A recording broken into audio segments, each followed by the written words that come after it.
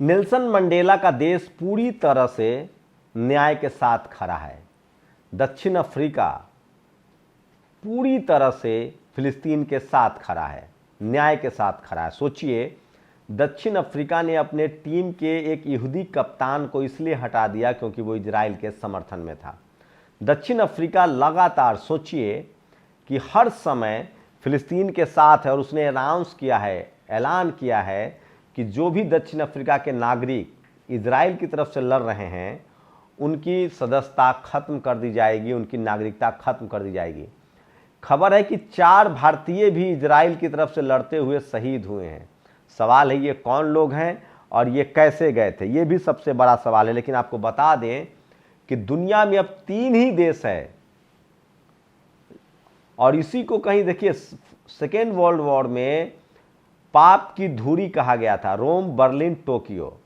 रोम जो इटली, जो मुसोलिनी था, बर्लिन जर्मनी जिसका हिटलर था, और जापान। रोम, बर्लिन, टोक्यो की पाप की धुरी कहा गया था और ये कहने वाले उस समय के अमेरिका और रूस जैसे देश थे। और आज 3 देशों को पाप की धुरी कहा जा रहा है, इजराइल, इंग्लैंड और अमेरिका।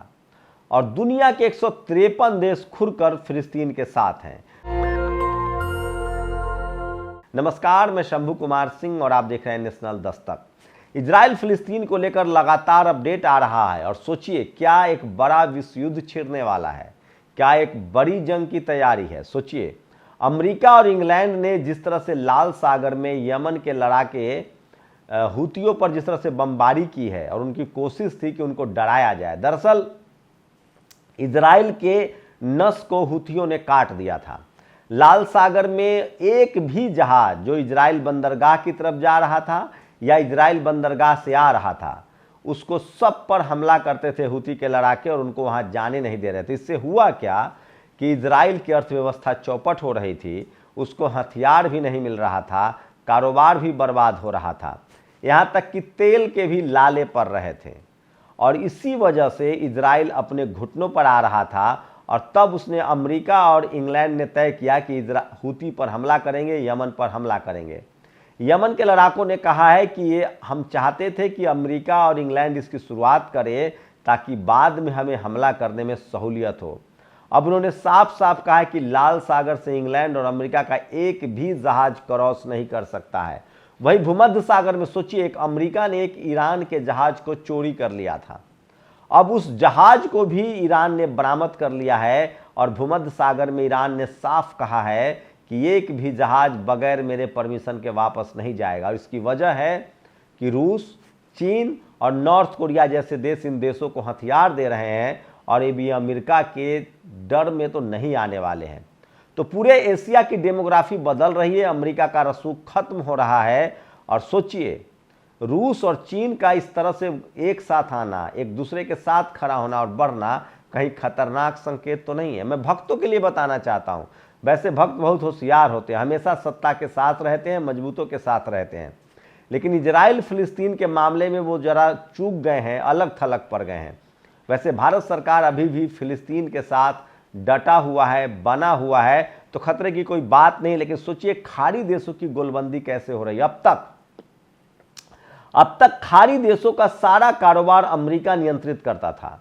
जैसे भारत में जो जंगल वाले स्टेट हैं, जहां खनिज है, संपदा है, जहां जंगल ही जंगल हैं और वहां आदिवासी रहते हैं, उसको कौन रूल करता है? तमाम शहरों में बैठे धन्ना सेठ जो है उस राज्य को रूल करते हैं, सारे खनिज संपदा का शोषण करते हैं और मालामाल होते हैं। अमेरिका ठीक यही कर रहा था।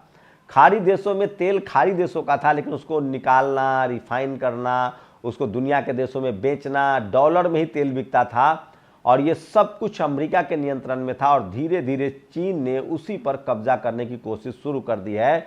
तो इजराइल और फिलिस्तीन के युद्ध में अगर सबसे ज़्यादा फायदेमंद में कोई है तो वो चीन और रूस है। लेकिन सवाल है कि इसके लिए अमेरिका खुद जिम्मेदार है और अब तो पूरी दुनिया में अमेरिका और इंग्लैंड और इजराइल अलग थलग पड़ गया है। वैसे भारत सरकार के सेहत पर असर नहीं पड़ रहा है। भारत सरकार ने एक मामूली से झटके के बाद तय कर लिया कि हमें सीधे सीधे खाड़ी देशों के साथ खड़ा रहना है, फिलिस्तीन के साथ खड़ा रहना है और यूनाइटेड नेशन में जो उसने वोट किया। लेकिन यहाँ के भक्तों का तो कोई जवाब नहीं है, भक्त अभी भी इजराइल इजराइल कह रहे हैं। तो जाइए, इजराइल चाहता है कि 1 लाख भारतीय उसके देश के बनाने में आए, तो इनको जाना चाहिए। लेकिन वहीं सोचिए, जो हिजबुल्ला है, जो लेबनान का लड़ाका है, वो लगातार इजराइल पर हमले कर रहा है और गजा पट्टी में हमास के हमलों से इजराइल थर्राया हुआ है। वेस्ट बैंक में इजराइल के सैनिक थर्राए हुए हैं और कुछ बड़ा अपडेट दे रहा हूं मैं। वहीं यमन के लड़ाकों ने कहा है कि अब हम इस युद्ध में आगे बढ़ेंगे और अब अमेरिका के जहाज को भी नहीं छोड़ा जाएगा। लेकिन सबसे बड़ी मार इजराइल को झेलनी पड़ रही है ग्राउंड पर, गजा पट्टी में और वेस्ट बैंक में। उत्तरी इजराइल के तेल और अन्य संसाधनों के केंद्र हफिया में भारी विस्फोट हुआ है। सोचिए, इजराइल में किस तरह से बमबारी की जा रही है और अब बर्बादी के कगार पर इजराइल पहुंच चुका है। और हिजबुल्ला ने इजराइल पर एयर स्ट्राइक किया है और इसी वजह से बड़ा नुकसान हो रहा है। मैं बार बार कह रहा हूं, हमास के लड़ाके गजा पट्टी और वेस्ट बैंक में जहां जमीन पर लड़ रहे हैं, लेबनान के लड़ाके हिजबुल्ला रॉकेट दाग रहे हैं और हूथी के लड़ाके समंदर में मोर्चा संभाल रहे हैं। गजा अल मुबारक एक्सिस पर पैलेस्टाइन रेसिस्टेंस ने टैंडम सेल से आईडीएफ सैन्य वाहनों को निशाना बनाया। कई आईडीएफ सैनिक मारे गए और घायल हुए हैं। हलीमा मस्जिद खान यूनिस गजा के पास पैलेस्टाइन विरोध हमास द्वारा किए गए एंटी आईडीएफ ऑपरेशन में लगातार इजराइल के सैनिक मारे गए। और मैं फिर कह रहा हूं, हमास लगातार सोशल मीडिया पर लड़ रहा है। वो एक्स पर वीडियो जारी कर रहा है, यूट्यूब पर डाल रहा है, फेसबुक पर डाल रहा है। सोचिए मीडिया की कितनी ताकत होती है और बगैर मीडिया कुछ संभव नहीं है। पैलेस्टाइन रेसिस्टेंस ने तल अल हवा के विमान भेदी मिसाइलों से एक आईडीएफ युद्धक विमान को मार गिराया है। विमान नागरिकों के घरों पर बमबारी कर रहा था। तो सोचिए, अब इजराइल के फाइटर विमान भी जो हैं वो निशाने पर हैं और उस पर लगातार हमला हो रहा है। आईडीएफ ने स्वीकार किया कि खुद इजराइल ने माना है कि दक्षिणी गजा में प्रतिरोध के साथ लड़ाई के दौरान उसका एक अधिकारी मारा गया और एक अन्य गंभीर रूप से घायल हो गया है। इजराइल की रुवाइस्ट अल अल्मा मैट्री साइट हिजबुल्ला ने रॉकेट दागे बड़े विस्फोट हुए हैं। फिर आईडीएफ ने दक्षिणी लेबनान के काफिर सुबह हाइट्स और सिवा घाटी पर तीव्र गोलीबारी शुरू कर दी है। तो ये तमाम बड़ी खबरें हैं। जेनिन की लड़ाई चल रही है। फिलिस्तीन रेसिस्टेंस ने शहर के जेमी आईडीएफ टुकड़ियों पर गोलियों की बौछार की। आईडीएफ कुर्तम तरीके से सिविलियंस को तंग कर रहे हैं, पर रेसिस्टेंस जवाब दे रहा है। जहां हमास के लड़ाके आईडीएफ पर हमला कर रहे हैं, जो इजरायली डिफेंस फोर्स है, वहीं इजराइल के जो लड़ाके हैं, आईडीएफ जो है वो निर्दोष लोगों को मार रहा है। पैलेस्टाइन रेसिस्टेंस ने उत्तरी गजा मुबारकता हिंसक झड़प लड़ी और आगे बढ़ रही। आईडीएफ के सेना वाहनों में से एक विस्फोट, कई इजरायली सैनिक मारे गए हैं। और हमास के कागज पर किए गए दावे गाजा से दृश्य मेल खाता है। 7 टैंक सैन्य वाहन नष्ट। इमारतों के अंदर आईडीएफ सैनिक सभाओं पर सैनिकों पर हमले हैं। तो सोचिए किस तरह से गजा को मुंह की खानी पड़ रही है, गजा में इजराइल को। और ये सबसे ज़्यादा सोशल मीडिया पर जो खबर है, हौतीस और ब्रिटिश अमेरिकी हमले के तुरंत बाद अमेरिकी नौसेना के 2 नाविक गायब हो गए हैं। सेंटम ने घोषणा की है कि नाविक सोमालिया में थे। क्या सोमालिया ईरान के नेतृत्व वाली प्रतिरोध धुरी की ओर झुक रहा है? तो हो सकता है कि धीरे धीरे सोमालिया भी तुर्की के तरह और यमन के तरह इजराइल के खिलाफ आ जाए। इजराइल के लिए तुर्की पहुंचे 9 फिलिस्तीनी कैंसर मरीजों की मौत हो गई है। आईडीएफ ने उन्हें रफा क्रॉसिंग गजा में छोड़ने में देर की है। तो आम लोग मर रहे हैं वहाँ। और अल फरा शिविर तुबास और आईडीएफ का आक्रमण जारी है। आईडीएफ ने एक घर को घेर लिया और एम्बुलेंस के गुजरने से रोक रहे हैं। प्रतिरोध सेनानियों ने आईडीएफ वाहनों पर जमकर गोलीबारी की है। तो सोचिए इजराइल किस तरह से हार का खुन्नस निकाल रहा है और वो बीमार लोगों को मार रहा है, वो एम्बुलेंस नहीं जाने दे रहा है। ये सब युद्ध के नियमों का उल्लंघन है। गजा पट्टी में पैलेस्टाइन रेसिस्टेंस ने इजराइल की ओर से रॉकेट की बैराज की बौछार की है। ये बड़ी खबर है। अल कासम लड़ाकों ने खान यूनिस में एक एंटी कार्मिक रेडिया विस्फोटक उपकरण से आईडीएफ पैदल सेना के बलों पर निशाना बनाया है। अल कासम ब्रिगेड ने सोचिए किस तरह से गजा पट्टी खान यूनिस में सुताह उपकरण से एक आईडीएफ सैन्य बुलडोजर और 2 मरकेबा टैंक को निशाना बनाया है। अल कासम लड़ाकों ने सतह से हवा में मार करने वाली मिसाइल से गजा खान यूनिस शहर के पूर्व एक आईडीएफ हेलीकॉप्टर को निशाना बनाया है। अल कासम ब्रिगेड ने दक्षिणी गजा पट्टी खान यूनिस में आईडीएफ वाहन और सैनिकों की एक सभा पर भारी क्षमता वाले मोटार गोलों से बमबारी की है। अल कासम लड़ाकों ने एक आईडीएफ बल जो खान यूनिस में एक सुरंग की तरफ बढ़ रहे थे को विस्फोट एवं एंटी कार्मिक उपकरण निशाने बनाया। 4 इजरायली सैनिक मारे गए या घायल हुए हैं। Hamas eliminates Israeli soldiers. Al Qassam लड़ाकों ने दक्षिण गजा पट्टी खान यूनिस के पूर्व शून्य दूरी से आईडीएफ सैनिकों को सीधे खत्म कर दिया है। अलकासम सेनानियों ने खान यूनिस में पूर्व एक किलेबंदी विरोध में टीजीबी सेल से आईडीएफ पैदल सेना को सफलतापूर्वक निशाना बनाया। कई आईडीएफ सैनिक मारे गए हैं। अलकासम ब्रिगेड ने गजा पट्टी, खान यूनिस, अल यासीन 105 गोलों से 4 आईडीएफ मर्केवा टैंक और एक अन्य सैन्यवाहक को निशाना बनाया है।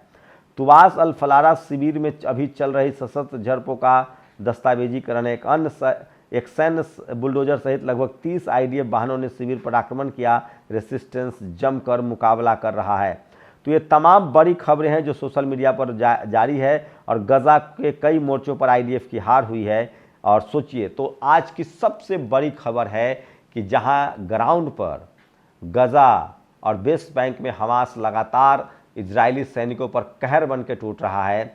लेबनान लगातार हमला जारी किए हुए है और हूती के लड़ाके जो हैं वो समुंदर में इजराइल की कमर तोड़ रहे हैं। लेकिन सवाल यही है कि रूस, चीन और नॉर्थ कोरिया की जुगलबंदी ने इन तीनों के मिलने की वजह से इजराइल बैकफुट पर है और ये युद्ध तब तक चलता रहेगा। मैं फिर कह रहा हूँ, फिलिस्तीन अब इस युद्ध में हारने वाला नहीं है। ये युद्ध तभी तक चलेगा जब तक बेंजामिन नेतन्याहू सत्ता बनाए रखना चाहता। अंत देर सवेर इजराइल के नागरिक जब उनकी नुकसान ज़्यादा होने लगेगा, जब वो मरने लगेंगे, तब वो बेंजामिन नेतन्याहू के खिलाफ जरूर बगावत करेंगे। और ये युद्ध एक सनकी प्रधानमंत्री बेंजामिन नेतन्याहू चाहता है कि वो सत्ता पर कब्जा बनाए रखे और इसलिए उसने अपने देश को युद्ध में धकेल दिया है। आप लोग की क्या प्रतिक्रिया, अपनी प्रतिक्रिया जरूर दीजिए। शुक्रिया। नेशनल दस्तक की आपसे गुजारिश है कि अगर इसको बचाना चाहते हैं तो नेशनल दस्तक को सब्सक्राइब करने के लिए रेड कलर के सब्सक्राइब बटन को दबाएं, फिर बेल आइकन की घंटी दबाएं। नेशनल दस्तक को बचाने के लिए बहुत जरूरी है कि हर खबर को शेयर करें, लाइक करें, कमेंट जरूर करें।